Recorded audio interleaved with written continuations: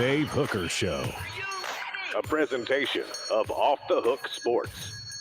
Objective insight, expertise, top guests. Available on YouTube, Apple, Spotify, and the Off the Hook Sports app. Download now for free. Also available on offthehooksports.com. I compute and obey. Now to Dave Hooker. Ready. On a Wednesday, as there is a ton going on that we will get to with Caleb Calhoun. I am Dave Hooker. Before we unveil, well, if you've been on Twitter, you know who it is. But before we unveil our special Wednesday guest that I can't tell you how excited I am to work with. Again, super great guy, super incredible journalist, just all around great dude. And I'll tell you about that in just 1 second. But we got a lot of topics to get to. How about Joe Milton, the only top 100 player on 2 separate lists? Who is Tennessee's top player? And we'll discuss some different criteria as well. What to make of the Vols secondary in 2023. At what point do we say, man, maybe they're just not any good? Also, Missouri holds a watch party for their team to celebrate a commitment. It's a little bit goofy. The Hawkeyes gambling scandal, is this something that programs are going to have to follow closely? I believe so. And I've said before, Tennessee is a big gambling state. I think that's maybe the new paying players, is that players get involved with gambling scandals, which you certainly don't want to see. But now they have money and they got apps where it's easy to do it. So let's go ahead and get started with our new Wednesday guest. So excited for football season. It is Mr. Jimmy Hyams, the one, the only. He's a Hall of Famer in so many regards, but a Hall of Famer person as well. Jimmy, how are you, sir? Dave, I'm doing great. I don't know if my head will fit on this camera here because of all the things you said about me. It's kind of gotten big here. Caleb, how you doing? Pretty good. How you doing, Jimmy? I'm doing great. I can drop Caleb out of the picture to give your head more room if you want. You may need to. All right. If you're on YouTube or wherever you may be sure and hit that subscribe and like button so we can open it up to more people each and every day and each and every week. And turn those notifications on. If you got a little bell on your Spotify or your Apple Music playlist, go ahead and hit that bell so you get notification. More of this Celebrate 98 series coming up as we look back 25 years since Tennessee won a national championship. Does it feel like 25 years, Jimmy? And let me ask you this double question, poor journalism. What is maybe your one most memorable moment about that team that you covered? Well, first off, it doesn't seem like it's been 25 years. My goodness. Of course, that's the first year I started in radio full time. So, but no, it doesn't seem like that was that long. Me too. Yeah. The other thing that I guess it stood out was the fact that they beat Florida at home. It was the first time Tennessee beaten Florida at home in a while. Tennessee wins the game in overtime. Florida misses a field goal, and the stadium erupts. They stormed the field. This is before you got fined for doing it. I was sitting in the press box because I didn't know how long this game would go. The press box shook. I was scared. I'm like, you got to be kidding me. The noise that was there, shaking of the press box, I wasn't sure if it would hold up. It did, thankfully. But that moment, that win for Tennessee was huge. Wow, pretty good stuff. All right, let's go ahead and get to it with Jimmy Hyams and Caleb Calhoun. I'm Dave Hooker. Let's start it off with today's tough question, and it has to do with one quarterback, Joe Milton. Here we go. Today's tough question brought to you by Zen Sports. Today's tough question. Take a side. Take a stand. The Dave Hooker Show, a presentation of offthehooksports.com. Joe Milton, the only top 100 player on 2 separate lists, ESPN and 247 Sports. So today's tough question is, who is Tennessee's top player? And I understand there's a lot of different criteria, so we want to get into that, but let's go broad view. at first. Zen Sports is the new sports book in Tennessee, revolutionizing the way you earn sports betting rewards. That means no more deposit bonuses that can turn into deposit nightmares. On Zen Sports, what you see is what you get. And with their cash rewards program, you get a lot of cash. For a welcome bonus, earn an unlimited 5% cash back for your betting volume for your first 15 days when you sign up with the promo code HOOKED. That's right, HOOKED. HOOKED, unlimited 5% cash back. Keep betting and keep earning with up to 3% cash back on your betting volume every month after that. And refer friends to earn a percentage of their betting volume as cash rewards too. Zen Sports bringing the cash back to Tennessee. So if you bet big on sports, you want to be betting on Zen Sports. Zen Sports betting just got better. Jimmy, let me start with you. And again, broad view, we're going to discuss different criteria. But if somebody just walks up onto the street and asks you, hey, you're Jimmy Hyams, who is Tennessee's top player this year, what would you say? I would probably go with Joe Milton. And if at the end of the season we're saying he's their best player, that's a really good sign for Tennessee because you've got to have your quarterback play at a high level. If I were to look at a couple of other players that I think would fit into that category, I'm going to go with the guy on defense. I thought Aaron Beasley in the Orange Bowl against Clemson was phenomenal. He ended up moving from middle linebacker to what I think is his most natural position, which is a weak side linebacker. He had 2 sacks. He had 4 tackles for loss. He had a dozen tackles. He was a dominant player in that game. I think he's their best defensive player. There's some others you might argue with, but I think he's headed for a big year, and he'll be playing the weak side. Here, and I'm going to give you a surprise a little bit on the offensive side. I like this guy a lot. Jalen Wright at running back. He was a guy that came to Tennessee as a speedster. He is bulked up. He is strong. He's become a physical running back. I thought he was Tennessee's best running back last year. I think he's more durable than Jabari Small. I think he's going to have a 1,000-yard season. So I like Jabari Small. There are several receivers you could point to, including Brew McCoy, who I would put high on that list to your question. But the other two that I would look at strongly would be Wright and Beasley, with Milton at the top of that list. All right, Caleb. So if somebody walks up to you on the street and says, you're Caleb Calhoun, who is Tennessee's top player, what would be your answer? It's Brew McCoy, guys. It's Brew Think McCoy. so? When you talk about that is the most when we talk about NFL talent, I don't think there's anybody on this roster that I have more faith in the NFL than Brew McCoy this year. To be a star in the NFL. I mean, I think Brew McCoy could actually, among Tennessee wide receivers, and this includes like going back to Stanley Morgan, could have the most successful NFL career of any receiver to ever come out of Tennessee, wide receiver U.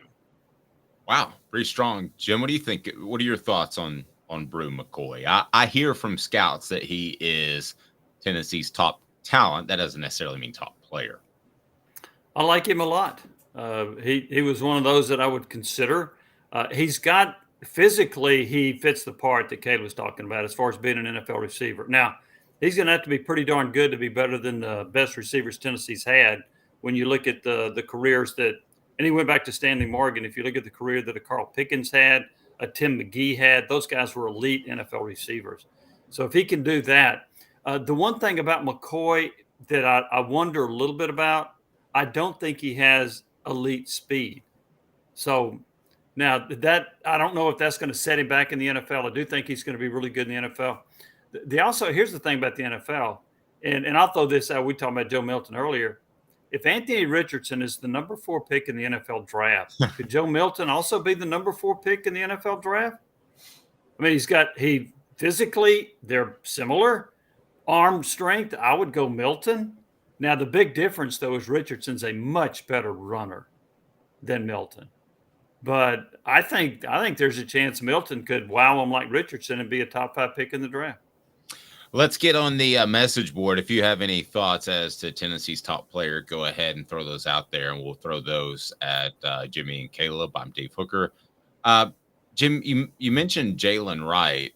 To me, he's the best combination that Tennessee has of size and speed because, like you said, Jabari Small's not big, doesn't have the wiggle that Jalen Wright has. Dylan Sampson, who's had a fantastic offseason, I'm told, does have the wiggle, but not big either.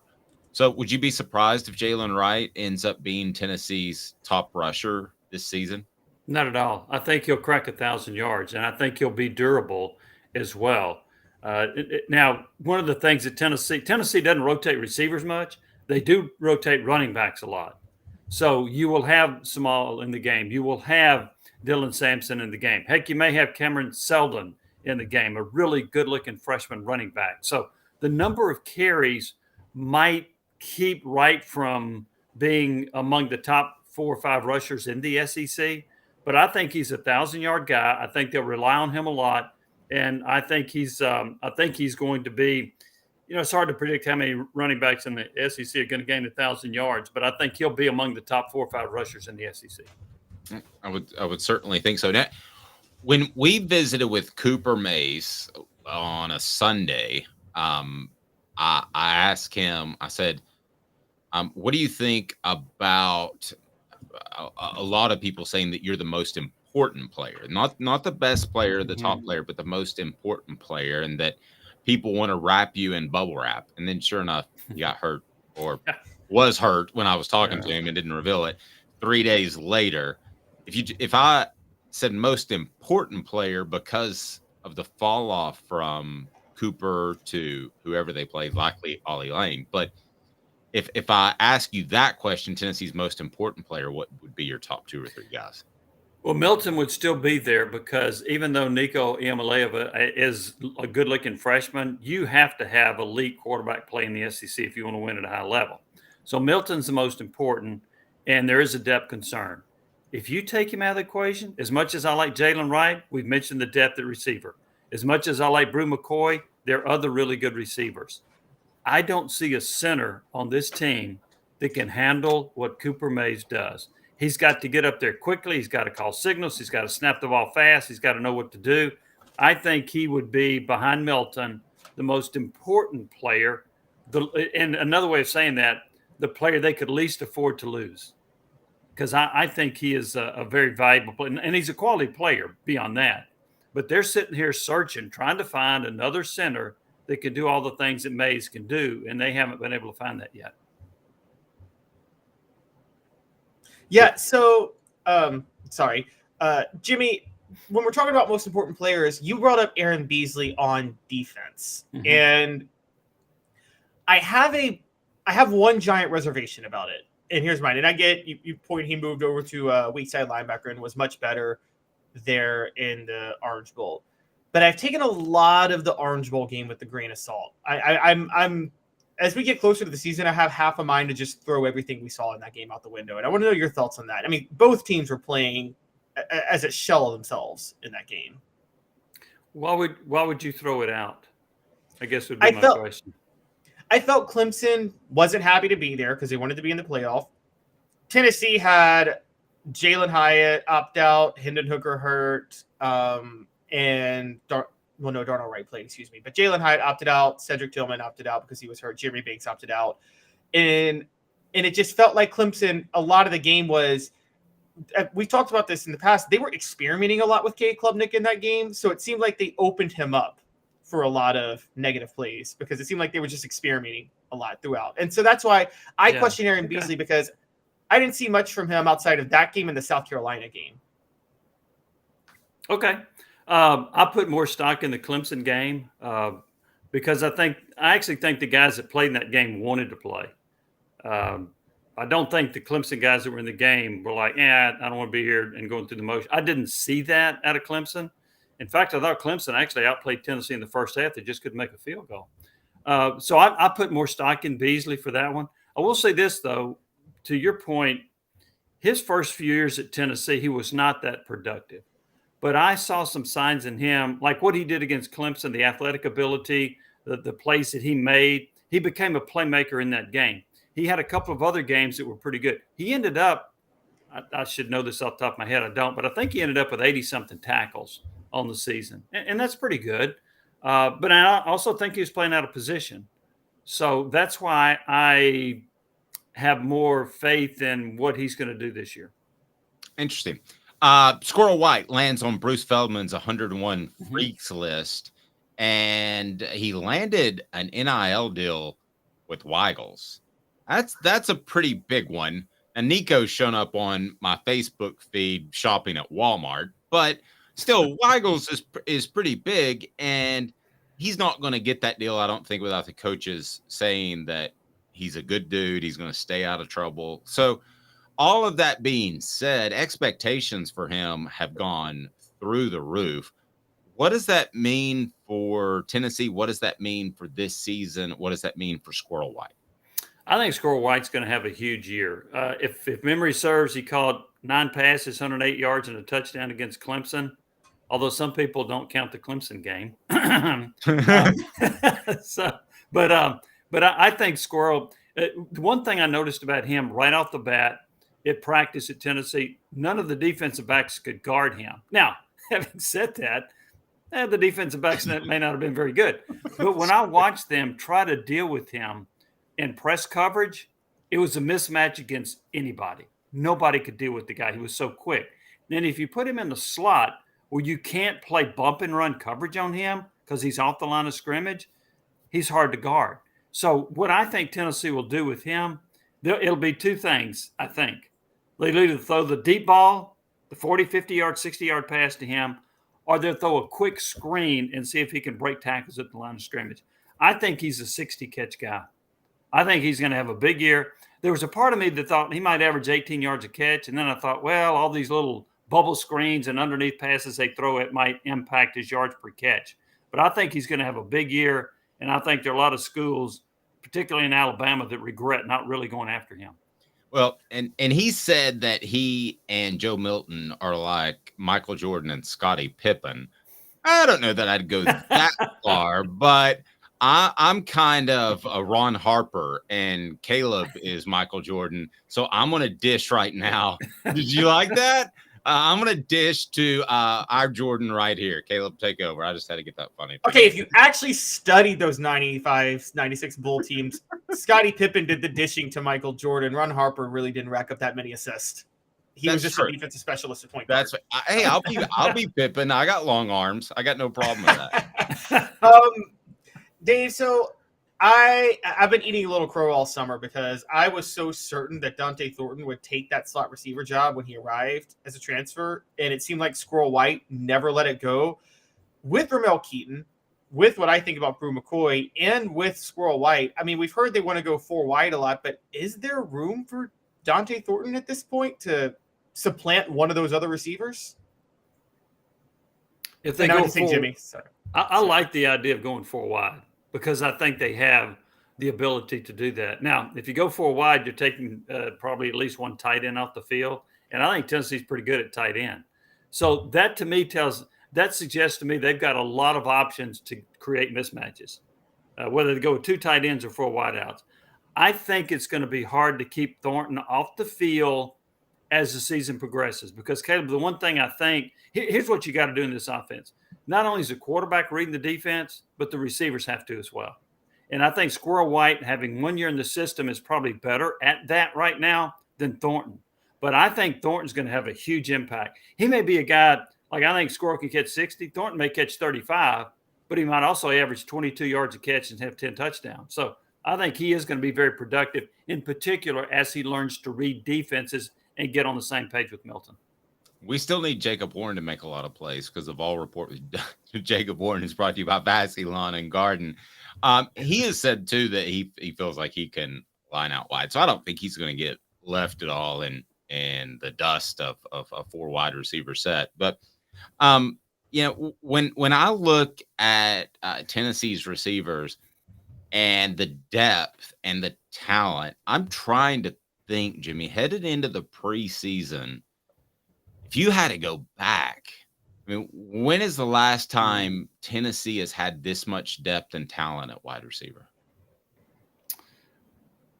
That's a hard one. I know that I kind of threw that at you off the top of your head. Sorry about that. Well, a few years ago, they had some great ones. I think I'm right about this. I think they had Justin Hunter, Derrick Rogers, and Cordell Patterson. Cordell and Derrick was kicked 2012. off the team. He'd been kicked off the team already. I was trying Derrick to remember that. Hunter was around. That's a pretty good combination right there. If you go back to the Manning years, I don't know that they were any more talented.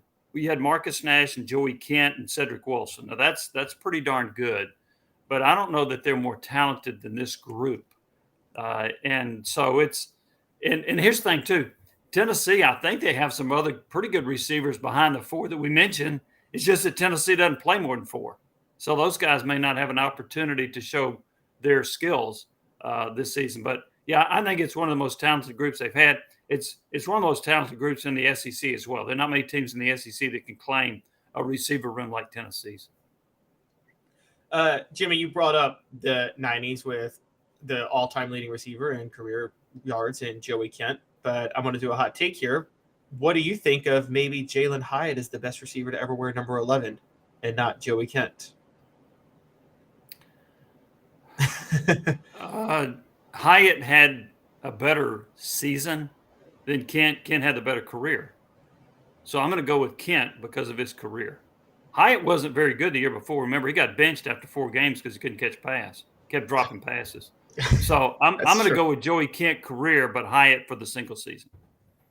So with these group of receivers, who has the most yards, the most catches? How do you see the production breaking down this year at the end of the year?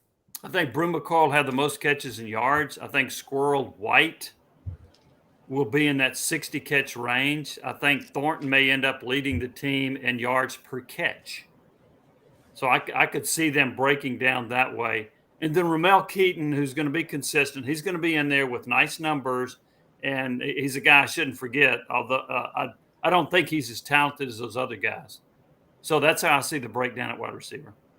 Interesting. And Jacob Warren with 1,000 yards and 20 touchdowns, right? For his career, yes. Yeah, that's exactly right. That's still pretty impressive for a career, honestly. It is, yeah. As a tight end, we're rooting for him at Off the Hook Sports for sure. Jimmy, let's change gears a little bit. Tennessee's secondary, and at some point, I think we have to ask ourselves: the guys they had just not good.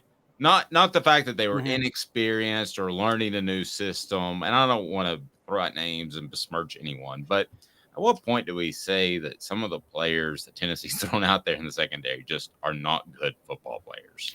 I remember being at the Orange Bowl, and the beat writers from Clemson were like, Tennessee's secondary ranked 127th in the country in yards per game? Yeah. They ranked 127th? Yes. I think there were 3 factors. One, Tennessee typically on offense jumped out to a lead. Look at their first quarter scoring. So a lot of teams had to pass to catch up. Secondly, I think Tennessee stacked the line of scrimmage to stop the run, and they ranked in the top, 3 or 4 in the SEC in run defense. So I think that was another factor. The third factor, they weren't very good. So yeah.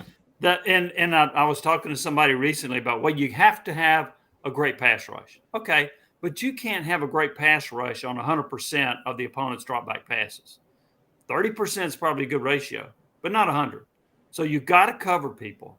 And they haven't – here's what confounds me a little bit, Dave. They have enough players that either were highly recruited or that are very athletic, and for whatever reason, they didn't do a very good job of pass coverage. And so I think the talent is there to not be great, but to at least be decent to pretty good. They got to get on the same page. I think there were some busts in the secondary and just some moments where they weren't any good. And by golly, you can't go out there and get beat play after play and then celebrate it when you tackle somebody 20 yards down the field. You know, that kind of nonsense that went on against South Carolina, they need to get rid of that. Great point. Willie Martinez, he was the only coach that wasn't re-upped his contract beyond this year. And he's been around the SEC, so you probably have a lot of knowledge of him that I don't. What are your thoughts on Tennessee's defensive backs coach Martinez, just in general? Is some of this coaching? Here's what I think of Martinez right now. I think Martinez is a pretty good evaluator of talent. I remember when his first tenure at Tennessee, he talked about how good Justin Coleman was and he was going to be a pretty good player in the NFL. And I'm like, what? Well, he was. He was right about that. So I actually think that Martinez is probably better at judging talent than he is coaching talent. Yeah, that's a fair. Yeah, I could see that. As far as Tennessee's young defensive backs, or maybe guys that take a next step, is there anybody out there that you particularly look at and think this guy could elevate Tennessee secondary play? Kristen Charles. I think he's a pretty good player. I think if he can stay healthy, he will help them in the secondary. And I know they got a lot of other guys, Turnage and Haddon and some of these guys. The other one I'm curious about is the transfer from Brigham Young that started his career at Vanderbilt. Judy Lawley. Yes, he might be a guy that could help them in the secondary. But Charles is the one that I like based on what I've seen. Now, I've heard good things about Harrison, whose dad was an NFL star. I haven't seen it myself. So I'm going to go Kristen Charles. I'll give you one other one, too, that I've heard really good things about. Jordan Thomas. I think he's another guy that could step up and help him in the secondary. Yeah, it's funny. Christian Harrison is the son of the player who, had he not been hurt, Peyton Manning probably never gets a ring with the Colts. It's an interesting hot take. Rodney Harrison was hurt in that game when Peyton Manning led that epic comeback, and he used Dallas Clark a lot for that reason. So, Jimmy, as we're talking about freshmen, you seem to be higher on the freshman at safety. I've been high on the freshman at cornerback. I thought Jordan Matthews or Ricky Gibson was going to steal one of those starting jobs. Do you think that's a possibility, or do you think they're not ready? I think it's a possibility. And actually, I've heard more good things about Matthews and Gibson, but who knows? I mean, it's really early in the process. I do like the recruiting class they brought in with defensive backs, and they are talented. How long will it take them to learn the system? I don't know. But here's the thing about, to me, as a freshman, it's easier to play cornerback because basically they're saying, go guard that guy. It's safety. You have to know a lot more about the inner workings, who's doing this, who's doing that. So I think that's harder to play the safety position in college and cornerback because the responsibilities are greater. I feel like I've seen flashes from Danico Slaughter. Yeah. Jimmy, are you high, low, somewhere in the middle on him based off what you're hearing? I've got a wait and see attitude on him. Me too. I've heard nice things about him, and he's done some good things, and they expect him to be better. But I haven't seen it on the field consistently. I think he's a hard hitter, but as far as his ability, his pass coverage skills, I want to see some more out of him before I say, yep, I believe in that guy. I can certainly understand that. Jimmy, great stuff as always. We look forward to visiting with you each and every Wednesday and what should be a huge season for Tennessee, but also it's kind of a cool time to be around college football. I don't know where you stand as far as the college football playoff and all that, but it's interesting to see the changes each and every week. So I don't think we'll lack anything to talk about. No, I like the college football eventually expanding. I thought it was funny that when they only had 2 teams, it was like, well, nobody, it's too hard to have a 4-team playoff. You remember all that nonsense? Now we're going to 12. Okay, so don't give me all that stuff about it's too hard to have 4. But yeah, I like that. I think it's going to be fun to watch it. I think it's going to be electric to see teams, and last year Tennessee would have been one of them, to host a playoff game on their campus. I think that's going to be cool. Yeah, I do too. Playoff origination story, my favorite, is when you and I, because John Wilkerson, I think, was in the radio room, we're at SEC Media Days, and Commissioner Kramer at the time was on with us. And I asked the question, and here's how I phrased it. Roy, do you realize that what you've done with the BCS seeds teams, and that could lead to a playoff, which he was anti-playoff. And then I remember afterwards, Jimmy saying, might want to call him commissioner. Yeah. I remember that. I don't know if you remember that. He's only 60 years older, but yeah. Just to quickly push back on both of y'all. Y'all are right. The logistical thing made no sense for the playoff. But I also remember when there were 2 teams and there was always a 3rd team. And they're like, if we just go to 4, we could solve these issues. Now we're at 4, and they're like, oh, we got to go to 12 and we'll solve it. And now 13 is going to complain. Basketball went to 68 and they're still complaining. The 69th exactly. and 70th team are, well, how come we didn't get in? Who are the teams that were left out? Yeah, so there's always going to be a complaint, Caleb. You're right about that. Jimmy, great stuff. Thank you, sir. Greatly Guys, appreciate it. Enjoyed it. Thank you. Jimmy All right. Himes, our Wednesday guest. How awesome is that? Coming up. Wow. How about Missouri? It's time to throw a big party for a commitment. Nothing that happened during a scrimmage or anything else. Ross Dellinger talks college football playoff as well and what might become of that. And then we're also going to discuss gambling and why Tennessee and every other school should be concerned. I know we're having a little bit of problem with the message board, so apologize for those that haven't been able to interact. Not sure what's going on there with the YouTube, but we certainly appreciate you watching. See a bunch of people on board. We'll be back in 2 minutes to tell you why Tennessee should want one college football playoff version over another, because they're going to be in college football playoff contention. Stay tuned. More after this. Family has been creating jewelry since 1986, each piece unique with a story all its own. I'm Rick Terry with Rick Terry Jewelry Designs. I'm a jeweler, and I want to be your jeweler. We're grateful that you chose us to be Knoxville's best jeweler. My family and staff look forward to serving you. So please come see us. Kingston Pike and Campbell Station Road in the heart of Farragut, and downtown on Gay Street, right next to the Tennessee Theater. Hi, Mike Davis here with City Heating and Air, reminding you to always dare to compare. Our team provides quality local heating and air service, installation, and maintenance across East Tennessee. We use only the best equipment like American Standard heating and air conditioning for your residential, new construction, or commercial needs. Honesty, dependability, and customer satisfaction have been the cornerstones of our business since 1961. City Heat and Air. There's your bear. With all that sun, sand, and salt water, the beach is a very relaxing place. Unless you wear contacts. Ow! Open your eyes to the best the beach has to offer with LASIK vision correction from Campbell Cunningham Laser Center. Ah.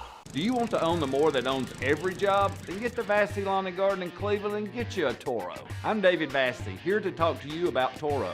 With a Toro Zero Turn, you'll get more out of every minute and you'll reach the finish line faster. At Vassy's, we like to say, no matter if you're mowing 3 acres a week or 11 lawns a day, homeowners and business owners alike find confidence in equipment they can trust from top to bottom. Vassy Lawn and Garden, Highway 60 North in Cleveland. Man alive, it's worth the drive. These mountains hold and defend a spirit far better than moonshine. A drink that holds flavor that becomes necessity. A hard cider made and relished by folk who are as hearty as they are legend. A refreshment that can only be found in one place. With a taste that makes you say, give me 3 bottles of the good stuff. Tennessee Cider Company, where necessity can be found. You're listening to The Dave Hooker Show, a presentation of OffTheHookSports.com. The internet is full of pictures of each and every one of you. Available on YouTube, Apple, Spotify, and the Off the Hook Sports app. Download now for free. Is there nothing you people can't do? Also available on OffTheHookSports.com. Welcome back with Caleb Calhoun. I am Dave Hooker, to use my friend Bill King's term, wordsmithing with you as we will talk Missouri's bizarro celebration for a commitment. Used to be you couldn't even talk about these dudes, which is so weird. You could only answer the question, are you recruiting player X? And you would say yes or no. You couldn't say he's a really good player. You couldn't say anything about him. And now you can hold watch parties, which is a little bit embarrassing, in my opinion, to steal Caleb Calhoun's phrase at our 3:45 a.m. production meeting. Also, an investigation continues into Iowa's program. And I'll tell you what, gambling could very well be an issue for several SEC teams. I think we all know that in the South, the passion can lead to throwing out some cash. And I think we know that Tennessee is a pretty big gambling state as well. So the players need to stay away from that. And I think we're going to see, Caleb, probably 4 or 5 years that it takes for society to adjust to the looser gambling laws. Probably the same way as marijuana. I think you're going to see society adjust, realize what you can and can't do. But right now, it seems like it's kind of okay for some, kind of okay for others, and we'll get into that more. For instance, the NFL, you can bet on other sports. I don't think college football is going to go that direction, but who knows? Let's get to college football playoff talk. They're meeting August the 30th. They'll consider 2 new playoff proposals in a 12-team model. What 2 are they looking at, Caleb? And then we'll discuss what might be best for an SEC team, a la the University of Tennessee as well. But what are they looking at? What's the difference? Because the Pac-12's kind of messed everything up, or the lack thereof. Yes, because the Pac-12 has collapsed. It used to be the top 6 conference champions and then the top 6 wild card. And that way, all Power 5 champions could go, plus one of the top group of 5 teams, and then just the top 6 teams after that. Obviously, you can't consider the Pac-12 a Power 5 conference anymore. It's barely a conference. So Forget Power 5. It's barely even a conference. Yeah, exactly. So you can't have a Pac-4 champion going. So now right now, and I think it's going to be less in 2 years, but right now there's a Power 4. So it makes sense to have the top. So they're floating 2 proposals. One is the top 5 conference champions. So just eliminate the Pac-12. So you have a Power 4 and then one group of 5, 6, whatever. And then 7 wild cards. The other floated option is just top 12, period, end of story. I understand. I really do understand that the integrity of the sport would suggest you should just do top 12, because if you're really that good of a conference champion, you're going to be top 5 anyway, or one of the top 12 teams anyway. But I would also say, I think the conference champion and automatic bids at least adds some theater to the regular season. And I think that's something college football doesn't want to lose. I mean, the NFL still lets 8 and 8 teams that win their division get automatic playoff berths. No, and I'm curious what you think would be best for the SEC, because the SEC, it's not going to be a matter of arguing for 2 teams. It's going to be a matter of arguing for 3 teams, and maybe even in some cases 4 teams.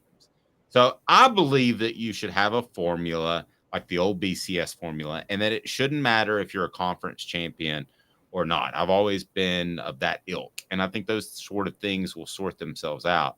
And I realize that could deflate the conference championship thing, but that's how I would do it. So what best benefits the SEC? It best benefits. I'm splitting the baby here, but here's an interesting take. It best benefits the SEC to do the top 12. We know that.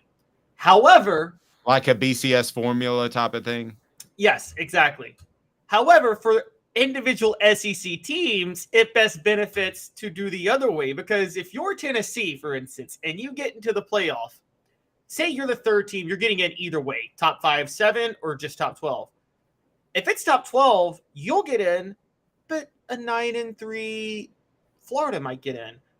Would you rather a 9-3 Florida get in, or a 11-1 conference champ Utah State get in? You'd rather the 11-1 conference champ Utah State get in. That makes your path a little bit easier to the national championship. Yeah, I would prefer. I mean, wouldn't you? As opposed to the conference champion getting in, wouldn't that make for better games if a 9-3 SEC team gets in over, let's say, a 10-2 conference champion from, let's say, the Mountain West becomes a Power 5 conference, which it could. I would rather see the 3rd best team in the SEC, or maybe even the 4th best team in the SEC in some years, than a very good team in the Mountain West. I would, but if I'm a fan of that SEC team, I'd rather play the Mountain West team in the playoff than the the other SEC team. And so that's where this goes. So it depends. would you rather have more opportunities to reach the playoff or have a slightly easier road once you get in the playoff? That's the question for the SEC. And I'm going to split the baby too a little bit because I like the SEC championship game, and I don't want it to turn into the NCAA basketball tournament, which is really all that college basketball has going for it, right? Or I'm sorry, the SEC basketball tournament. I don't want it to be just completely meaningless. I want the SEC championship game to mean something. So I get that side of the argument. LSU, for instance, had they won an SEC championship, not made a 12-team playoff, it would have looked a little bit bizarre last year. And I know they would have been in the hunt nevertheless. But yeah, I'm splitting a little bit. And I know that I'm, supposed to take one side and do the hot take stuff. But I would like to see a conference champion get in. I just want to be real particular about who the conferences are. Obviously, the Pac-12's out of the discussion. Does that bring the Mountain West in?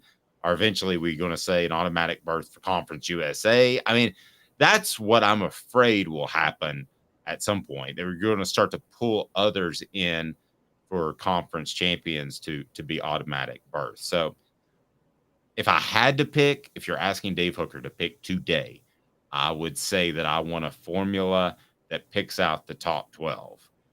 But I hope that doesn't mean the SEC championship game becomes the SEC basketball tournament. The only thing... By the way, Travis, splitting the baby, do you want to explain that phrase? I think I heard it just a couple weeks ago, started using it. It's a biblical story. There were two women who both fought over the parental rights of a baby, and King Solomon, to test who was the real mother, said, cut the baby in half and we'll see. So then nobody wins anything. Well, no, he said, cut the baby in half and that's the compromise. You guys each get half the baby. Well, one woman's like, yeah, I'll do it. And then the other woman is like, well, no, just you can have the baby. I just don't want my baby dead. And King Solomon's like, well, that's obviously the mother because she didn't want her baby dead. Now, who the heck wanted the baby cut in half? Like that's the hilarity of that story. Like, did somebody... So it basically is saying for our context that we're a little bit split on the argument. So, yes. Caleb, are you split? You said you're a little split on the argument. Would you rather... Go ahead. For the integrity of the playoff, I think that at the top 12 makes the most sense. It's silly to do this automatic bid thing anymore. But I do think you're going to have issues where, Kirby Smart brought this up. What if two SEC teams are 12 and if you just do a top 12, what if two SEC teams are 12-0 playing for the SEC title? If you're both 12-0, you're probably going to be in the top 4 of the college football playoff, meaning you're going to get a first round bye. Why would either team even try? Why would you risk injury at that point? And so I think that there's kind of an issue here with, I'm warning you guys. I am telling you, Dave, I know you're debating me on this. You are devaluing everything we hold dear about college football with this 12-team playoff the way it's going, because the SEC championship is getting rendered borderline irrelevant. Top 2 matchups in the regular season don't matter anymore because both teams are going to the playoff. So who cares? And now with the top 12, they both might get first round byes even. So I'm just warning you guys, this is not... It's borderline the college basketball regular season at this point.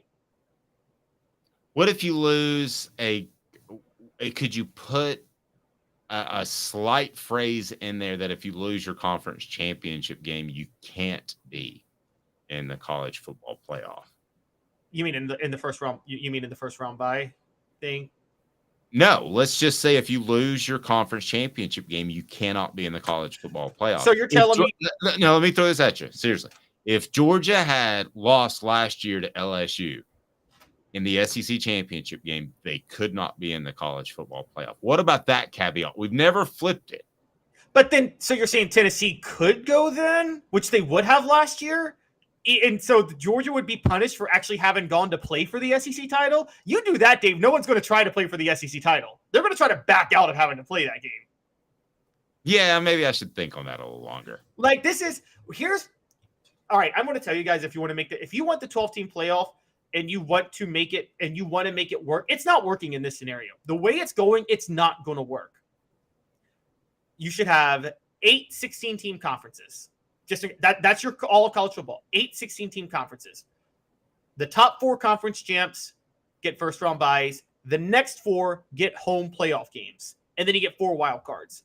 Then every regular season game matters. But the way you're going, a 20-team Big Ten, a 16-team SEC that will eventually be a 20-team SEC, I'm sorry, guys. This is college football has sacrificed 3 months for 1 month. That's what they've done. And that's just a fact. They have sacrificed 3 months of entertainment for 1 extra month of entertainment. Yeah, but it's pretty high drama. And I'd have to be a TV exec to tell you if the numbers are good enough in order to do that. But the other thing, at some point, you're going to be butting up against coverage of the NFL. And as popular as college football is, and as much as we love it, the NFL usually wins in that regard. I think you would agree with that. And also, SEC championship game, conference champions are silly now. Because when there's a 20-team conference and you play 9 teams in that conference, there is no way with any shred of integrity you can declare a real conference champion without factoring in schedule strength or something like that. Now, I agree with all of that. So let's turn our attention to Missouri, which I don't often like to do because I think you know how I feel about Missouri. The fact that they were even invited into the conference is just goofy to me, and still is in my craw, so to speak, as they like to say. But Missouri holds a watch party to celebrate a commitment. First of all, tell me about the commitment. It is William Nwaneri, which Tennessee was in on as well. And Caleb, how big of a commitment is this for Missouri? It's pretty significant for them. Yeah, this is a very good pickup for them. I mean, he's a fringe 4 or 5-star guy, and I can't take that away. And so this is a good pickup. Missouri has a pretty solid track record of linemen. That's one of their strengths. I mean, dating back to the Sheldon Richardsons, Michael Sams, those guys. So they've produced NFL linemen in the draft for a long time. So if you're an edge rusher, which when William Nwaneri would be, Missouri's not a bad place to go. That was the Gary Pinkel era, so you debate that versus the Eli Drinkwitz era. But look, I'm not taking anything away. This is a good pickup for them. This is a very good pickup.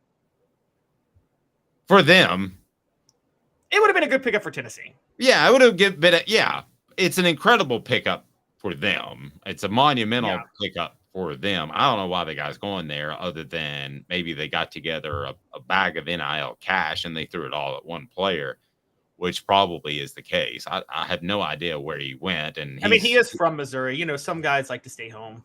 Yeah, but he's on my watch to be in the transfer portal in 2025. But so let's get to the clip, because the clip is pretty interesting. I think you'll enjoy it. Be sure and hit that like and subscribe button. Turn your notifications on because we got a lot going on.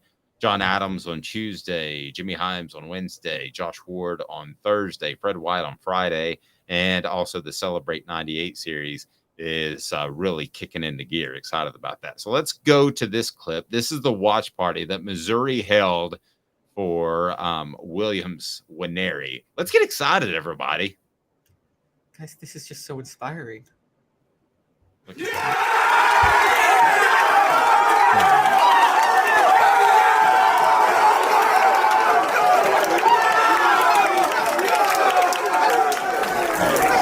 So fired up. We're not on the YouTube video for our audio listeners. They're so excited. They're all gathered in a room and they're just so happy, as if they're acting surprised too. I don't think that you're gathering everyone together unless you know 100%, right? I mean, you're not doing that for. This is one of the most pathetic things I think I've ever seen a coach do for a gimmick. And this surpasses the Butch Jones trash can. Remember that one, Dave? Oh, yeah. It might surpass the Butch Jones berating recruiting reporters behind the scenes to get an extra star as well. I would say that it might even do that. You know what they should do is they should have a watch party when William Winery goes to the bank and his check actually clears. That's what that's what Florida has to do. Yeah, I mean, Florida's like, yeah, let's all go down to the community bank and we'll discuss. All right, so let's get to 4 downs. That has to do with Missouri and basically just making fun of them. So if you're a Missouri fan, you might not like, but just don't have your feelings hurt because you know it's true. 4 downs. 4 questions. 4 answers. The Dave Hooker Show. 4 Downs. A presentation of offthehooksports.com. Brought to you by Andy Mason, AndyMasonRealEstate.com. He's my realtor. He should be yours. Best prices and service in East Tennessee and the Knoxville area. That's Andy Mason, AndyMasonRealEstate.com. Visit him and know that you will have a guy that's got your best interest in mind. And I've been burned by a realtor, but not Andy. AndyMasonRealEstate.com. So, Coop, get us started. I know you don't usually say first down and the like, but I thought it was funny to have you do so. 4 downs, brought to you by AndyMasonRealEstate.com. Coop here. First down. All right. Would you host a watch party? And I want to get your thoughts on the message board as well for a 5-star. If you knew you could get him, whatever school you're behind, whether it's Tennessee, we got a lot of South Carolina people, a lot of LSU people, starting to have a lot of Alabama people based off analytics. Would you host a watch party if it meant that you would get a 5-star prospect? If you don't get him. So there's no in between, no more splitting the argument. Would you host a watch party for a 5-star? And that's the only way I could get the 5-star? That's the only way you can get him. He's like, I have to have a watch party. I don't even care about NIL, but I want a watch party with all your current players. Yes. I'm not going to lie. Yes. Particularly if you're Missouri and you need 5 stars because you're so limited on what you can recruit. Yes. Yeah, I'm going to say no because I think that guys would start to ask for that. And I think you could deflect it, I should say. And I'm not Tom Brady, but you could deflect it into, well, you got to be careful with that. Let's do something different, blah, blah, blah. We've got our social media team. So I would not, even if he said, well, I'm not coming. I'm like, okay, I can't do that. But I wonder, would you do that for Nico? Caleb said yes, and I think the message board is going to agree with you. I might be in the minority here. Okay, but you talk about the arrogance of recruits. I don't know if you remember this. Tobias Harris committed to Tennessee in basketball because he wanted to go to a place that hadn't accomplished much before, and he wanted to be the most accomplished winner at Tennessee. Now he only stayed for 1 year, and they got bounced out in the first round of the NCAA tournament. But that was one of the reasons he picked Tennessee.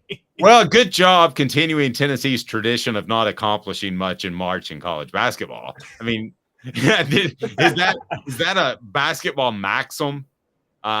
He shall not do well in March because that's kind of been Tennessee. Or just once there's a tournament. The minute there's a tournament, the minute it's a win or go home situation, whether it be the SEC tournament or the NCAA tournament or one of those preseason tournaments that you do in the preseason NIT or whatever. Okay, this kind of ties into what I was talking about. Second down, Coop. Cooper Mays here. Second down. Does this overall hurt or help Missouri? They get a 5-star guy, but they're made fun of on a national scale.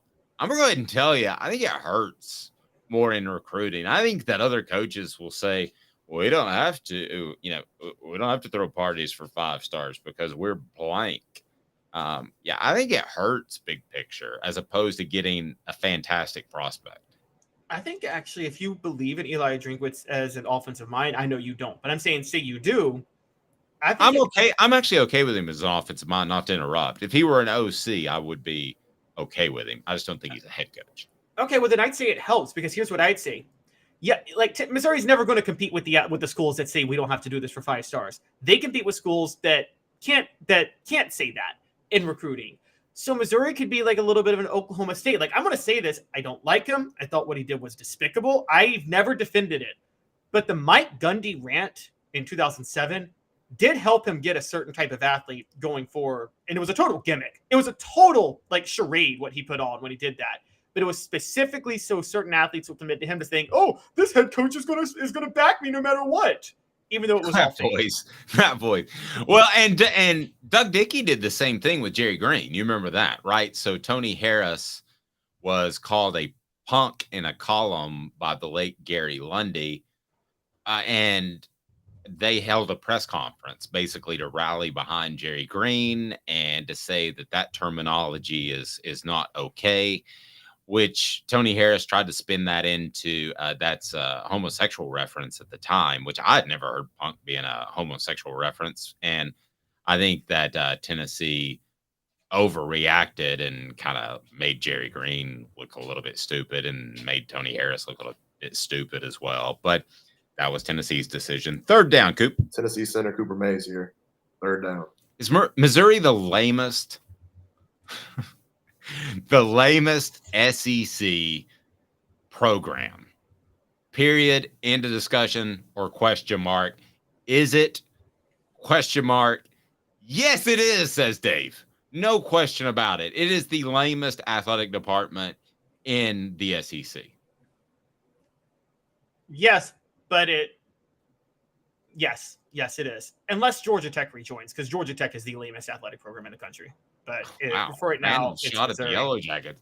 But here's some people would say Vanderbilt, but at least Vanderbilt has strong academic integrity and is in a state that keeps the SEC, or is in a city that keeps the SEC relevant and one of the biggest growing markets in the entire nation. Missouri was what's supposed to bring in St. Louis. Is anybody? Nobody in St. Louis cares about Missouri. Yeah, is anybody running to the television saying, forget the NFL, forget other things that are going on. I got to see my Tigers play. Maybe 24. Vanderbilt also has the chant, "That's all right, that's okay, you're going to work for us someday." I don't think Missouri fans can have that chant.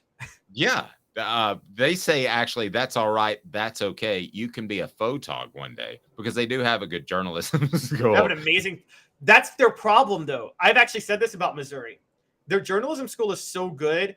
Dave, we talked about this. Deep South schools, Alabama, Louisiana, some of the most homer media you'll ever find. LSU and Alabama. I mean, literally, it's like, "Hey, coach, what do you want me to say about you that's good today?" "Okay, yes, sir. I'll write that.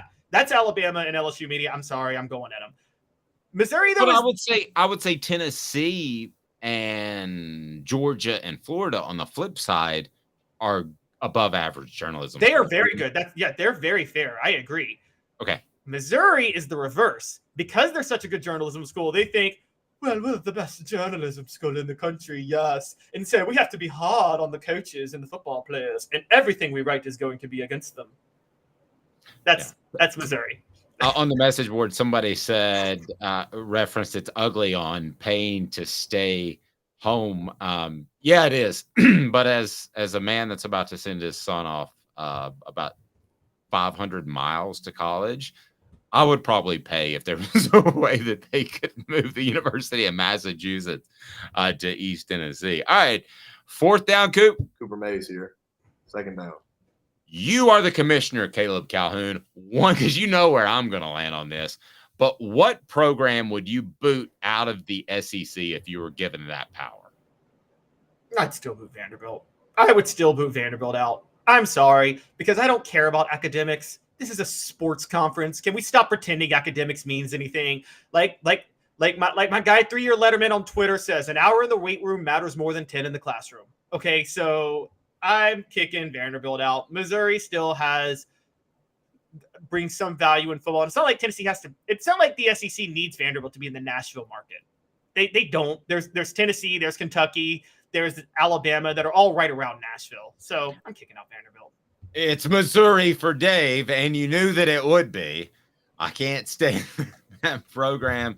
It's funny how every summer Missouri manages, and Eli Drinkwitz manages to make a fool out of himself.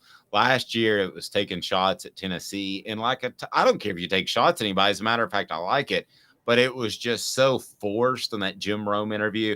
And now we're in another summer, and Eli Drinkwitz is holding a watch party. How far down does it go? If they get a middle-of-the-road 3-star, maybe you throw a watch party for them. I don't know. It wouldn't surprise me. I mean, Butch Jones is all but about to be the head of PR for that program because this is, Why you very well should be concerned about gambling, no matter what SEC team you root for, but Tennessee as well. Back in about 90 seconds with Caleb Calhoun. I'm Dave Hooker, Off the Hook. Candace, I was really heavy into the drug culture. I was selling drugs. I was just constantly in pain. I was missing like a good support system in my life. Candace has given me everything that I need in order to successfully have a wonderful recovery, in order to have a life that I didn't even know was possible. And it's not just about me anymore, and I love that. I absolutely love it. You can take your life back. Call Cadis today. With all that sun, sand, and salt water, the beach is a very relaxing place. Unless you wear contacts. Ow! Open your eyes to the best the beach has to offer with LASIK vision correction from Campbell Cunningham Laser Center. Sports Treasures in North Knoxville is one of the South's largest sports cards and memorabilia dealers, featuring over 10 million sports cards from vintage to modern. Sports Treasures carries a full line of hobby boxes, singles, autographed memorabilia, Tennessee Vol collectibles, fan cave decorations, and so much more. See a museum full of collectibles at Sports Treasures, 4819 North Broadway in Fountain City, and Sports Treasures on Facebook. Sports Treasures, where the real sports fan goes to shop. What's up, everybody? This is Jacob Warren asking you to like, subscribe, and share. Dave needs this. He does. And I need Caleb Calhoun who stepped away from the camera. Here we go. You're listening to The Dave Hooker Show, a presentation of OffTheHookSports.com. The internet is full of pictures of each and every one of you. Available on YouTube, Apple, Spotify, and the Off the Hook Sports app. Download now for free. Is there nothing you people can't do? Also available on OffTheHookSports.com. Caleb, did you have to step away? Yes. I'm assuming that was a restroom break. I still remember a nationally syndicated show. I can't remember the guy's name, but he did middays. I think it was One-on-One Sports. And I don't remember if they're even still in business. But I remember he got locked. Somehow the lock messed up in the restroom, and he got locked in the restroom. So he was just gone for like a good 8 minutes, and they didn't know what to do. And it was bizarre. It was pretty bizarre. I was glad I listened to that. We can never retrieve that. And nowadays we're spoiled. We can retrieve anything on the World Wide Web, but I would give anything to have that 8 minutes of a producer explain why the host is locked into the restroom. Well, at least you didn't see me pull a Paul Pierce and get carted off in a wheelchair. And that's true. Or get really stoned with strippers. Wait, what? Oh, Paul Pierce does get stoned with strippers. That's true. Are we sure he was stoned? I mean, I would guess if you're in that environment, I would think. Vols Time says remove Vanderbilt and Mizzou and add Notre Dame and Clemson. Yeah, that's what I'm talking about. Don't add Notre Dame. Notre Dame is getting more and more irrelevant as a program by the year. In 30 years, nobody's going to care about Notre Dame because once millennials and Gen Z are 30 years, good Lord, Caleb. Once millennials and Gen Z are the majority of college football, nobody's going to remember Notre Dame ever mattering. Yeah.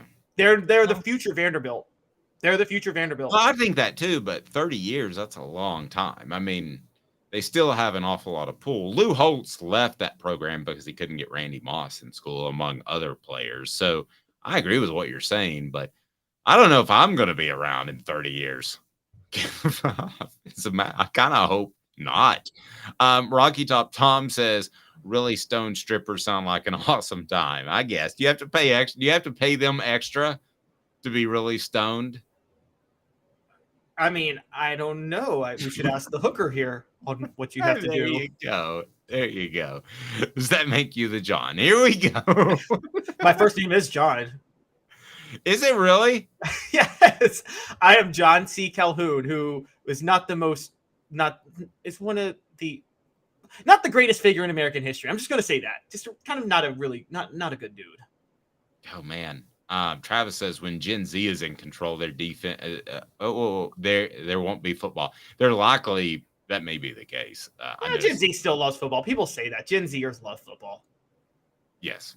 Travis and Rocky Top Tom also pointed out that strippers usually come stoned. I guess so.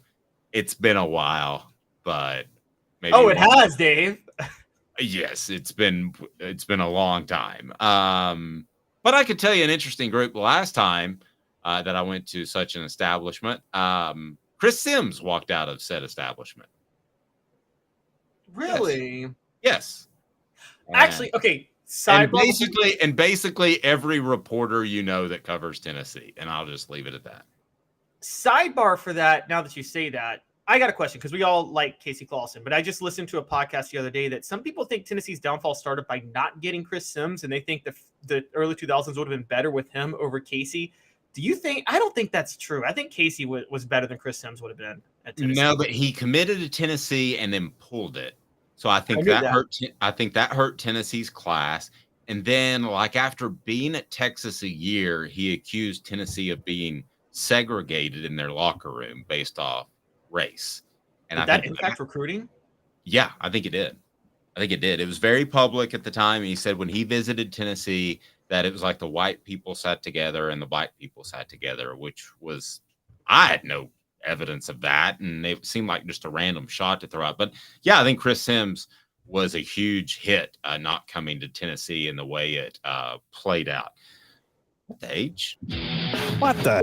What was he thinking? Release the hounds. The Dave Hooker Show. Keep cool. A presentation of offthehooksports.com.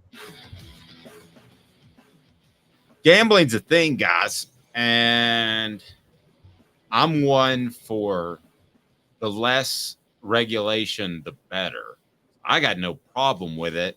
We all have our vices. That doesn't happen to be mine. I know Caleb likes to gamble, and we certainly appreciate our relationship with Zen Sports. And I think at the end of the day, that deregulation of gambling will lead to less wrongdoings, because I think when you regulate it and you have things out there, that eventually it gets better. And I think we've seen that with marijuana. I think we've seen that, if you want to go back to the 1920s, with alcohol. I think we saw it there. So amidst Iowa's gambling scandal, their coach, Kirk Ferentz, says that Iowa is the only state with a criminal investigation into its athletes. That is the exact wrong stance to take, number one, Caleb. You don't want to say, woe is me, when you could be in the middle of something very, very, very serious. I don't believe Josh Heupel or Shane Beamer or Nick Saban or anybody that I can think of other than maybe Eli Drinkwitz would handle it this way, because what you need to say is this is very serious and we're going to take care of it yesterday. That's what Alabama baseball did. They fired a guy within 48 hours of news coming out. This is just a really poor response by Iowa. And I would hope that any SEC team, especially with pressure from the conference, would handle it much, much better than the way Ferentz is handling it. You don't say, oh, it's just we're getting investigated. It must be happening elsewhere. No, that's not the right take. I'm going to ask you, though, do you think he's right? Whether or not it's the right or wrong take, do you think that maybe other states like a Tennessee would be, shall we say, covering for athletes if they're doing this? No, because I think that, I watched this, the recent show. I binge watched it, watched the whole thing. Painkillers with Matthew Broderick, and it's about the Oxycontin epidemic. And there was basically one person that worked at a DA's office that was uber motivated by, in this case, crack cocaine in her past. And she didn't want to see that happen again with our society. So whether you're motivated by that or making your career, I think if somebody the right person came across gambling was an issue with an SEC football team, I think they would absolutely jump all over it and dog it until they found something. So no, I don't think that Iowa is being unfairly persecuted, if that was your question. Oh, I don't think they're being unfairly persecuted either. I was just curious as why, if it's happening at Iowa, my guess, because it happened at Iowa and Iowa State. So Right. both schools got caught with this. So it wasn't a program problem. It was clearly statewide. So if it's happening at both schools, I get the hunch that it's happening elsewhere. And No. I think it is happening elsewhere. As a matter of fact, I would go ahead and go out on a limb and say there is an athlete in all 50 states that in some fashion is gambling in ways that he shouldn't be and is at a college institution. Maybe a little bitty. It may still be that I'm betting $100 on a game with a buddy. But yes, I think it's probably happening in all 50 states. And the bottom line is, if you want to do it, you better be smart about it. yes, and I think it's more likely to happen at programs that don't matter as much. So if you're Tennessee, within a year, you hope that you're going to have a team, your whole team's going to be made up of players that's thinking about the NFL. So they're not going to throw anything. You don't think Vanderbilt might have a few players that know they're not going anywhere, that are like, hey, who cares? Why not just bet against my team to cover today? Yeah. Or Eli Drinkwitz at Missouri might be betting against his own team because he knows he's going to lose. I can't stop throwing in Missouri shots. No, you bring up a good point. And again, with NIL, even small NIL deals, these players have money in their pocket. So, Caleb, again, I know you gamble. I don't, and it's not anything against it. It's not any moral thing. I just haven't had that vice. But I think there's a very slippery slope in that you could see a player gamble and with a bookie and get forced into stuff.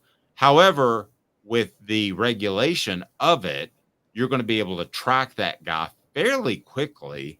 And we've seen that with some other athletes. Was it Calvin Ridley, I believe? We've seen that with other players where they show up on some of these searches pretty easily, and you can figure out it's them because of credit card numbers and everything's trackable. So I just think it's a matter of time till some of these district attorney offices decide they want to dive into this. And if they wanted to in almost any state, especially a sports crazed state, I bet they could find somebody doing it in almost any one. So this is where I am with it. It's funny because everybody's debated what role Congress should play in NIL. And I've been one, Congress stay out of NIL. Let the players make any money they want. Congress, NCAA, leave them alone. I think gambling is a totally different story. And I think this is where actually there should be federal laws. There needs to be federal laws where you are not, Dave, you're an investor. If you get caught insider trading, you go to prison. Period. End of story. If you are betting in the stock market on a company that you run, if we go publicly traded and you start betting on, although that's not going to happen anytime soon, but I mean, if we were to be LLC and you started betting on us in the stock market, you and I would go to prison for that because that's insider trading and illegal. Well, betting on the sports you play is a form of insider trading. And I think that there should be federal laws against that, for or against. I mean, I thought Pete Rose should have done time in federal prison for betting on baseball. I do. And I don't care that he bet on his team to win every time because, as you know, in baseball, if you're a manager, you can you might bring in a relief pitcher that you wouldn't bring in that day because you bet a lot of money to win that game. And in July instead of having him fresh for September. Exactly. So I am huge on, I'm for a federal law. You can't bet on a sport you play. And if you do, you are, and I think sports should have a law where if you bet on the sports you play, I think they should do it with the baseball thing. You're permanently barred from ever playing this sport again. You can't collect a check. I don't even think Pete Rose should be allowed to collect a pension from Major League Baseball. I mean, that is the one, to me, that is the worst crime you can commit in the sport you play. I think Calvin Ridley should be banned from the NFL. I don't think he should ever be allowed to set foot on a football field again, honestly. And I know that's harsh, but that's where I land.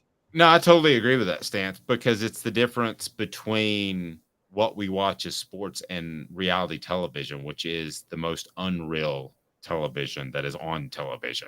Those reality shows are all set up. So if you were to somehow adjust sports and manipulate the outcome of those, that to me would be a major problem on your team or not. So, yeah, I completely agree with you. I will say this with the NFL. I think if it was a serious gambling problem in college, the way they would handle it, which I don't really like, but I think the way they would handle it is you would basically just be blackballed. And I don't know that there would be a formal announcement, but you just wouldn't get drafted. Now, what if you're an elite player? Then somebody's going to want to take you. So you do need to have those laws in place. And I'm with you. I got no problem with that. I think that's refreshing that you said that, because I know a lot of people want to back Pete Rose because he was a good old guy and stuff. He wasn't. He was a gangster in a baseball uniform. Yes. And I'm okay with letting PED players back on the field. I get PEDs, you're cheating, you're trying to gain an edge. It's an unfair edge. You're compromising the game a little bit. You suspend them, you bring them back if they do it one time. I'm fine with that.